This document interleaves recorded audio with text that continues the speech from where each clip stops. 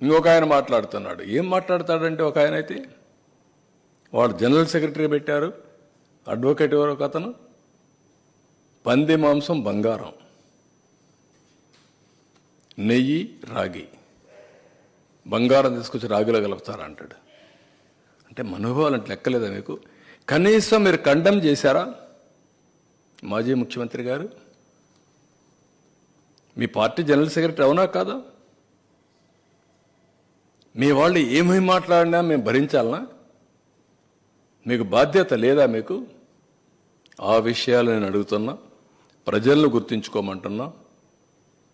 ఎట్టి పరిస్థితిలో వెంకటేశ్వర స్వామి సన్నిధిలో కానీ, వెంకటేశ్వర స్వామి టీటీడీ ఆధ్వర్యంలో నడిపే వ్యవస్థల్లో కానీ అపవిత్రం జరపకుండా కాపాడే బాధ్యత మేము తీసుకుంటాం. చాలా గట్టిగా ఉంటాం, దాంట్లో ఎక్కడా రాజీ లేదు.